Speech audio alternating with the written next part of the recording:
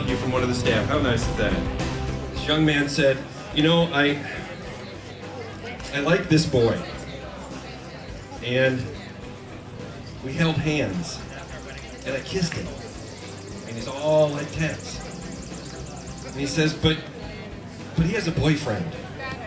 And I don't like cheaters. And I kind of feel like a cheater. And what do you think? And we spent an hour and a half talking about relationships and about wise choices. And this young man didn't have anyone at home that he could talk to about. He's not out to his parents. He comes to the center, doesn't tell them where he's going, and he really couldn't talk to anyone. He said he brought it up to a school counselor, and the school counselor said, well, you should really talk to your parents about that. So there I was, an adult role model. And we spent an hour and a half talking about a relationship. And we talked about HIV prevention in there. And we talked about, well, actually we talked about fishing for a moment. I don't know if you can follow this or not, but we talked about a fisherman having a fish on the hook. And while they have a fish on the hook, also having another rod in the water, looking for another fish on the hook. So here was this young man who really was developing his thoughts about relationships. And afterwards, when we were done talking, he said, you know, thank you. That's what he said, thank you.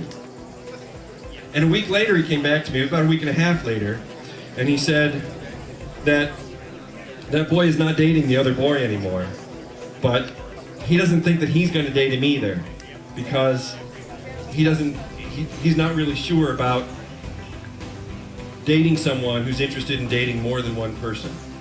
So here's this young man who is growing and developing thanks to the center being there. If we're not there, that type of young people development isn't going to happen. It isn't going to happen.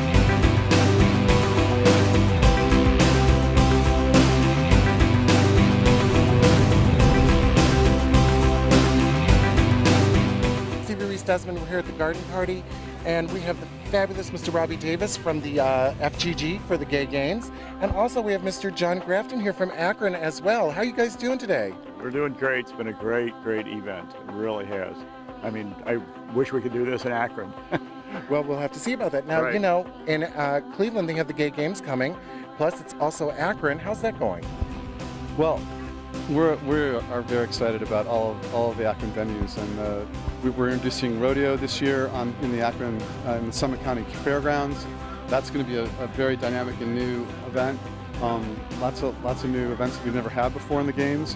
Women's softball, Akron Firestone. It's just, you know, it's possible we'll do towpath for the marathon or the half marathon or 10K. So we might even have a little linkage event there between the two cities. So it's pretty exciting. We're looking forward to everything that Akron has to offer, and as a full partner in this event. And Akron does. I mean, you have the Firestone, all those three courses at Firestone, right? Which is the first time I think they've ever given that to any group. So we're looking forward to having the Gay Games in Akron. What we need to do in Akron is get organized and get our volunteers together. And we have a tremendous support from Russ Pry, our county executive, our convention bureau, and we just need to sit down and work out with you, Robbie, how we can get organized and help and get the people really on the go. Well, we've actually recruited an Akron-based attorney to help start the Northeast Ohio city team. So we hope to have an Akron, Cleveland, if not Northeast Ohio city team up and running within the next week or two, so that we have an umbrella organization available to start teams and foster teams. So if you have a sport you want to start out there, or you want your coach and you want a place to come to, that'll be announced soon.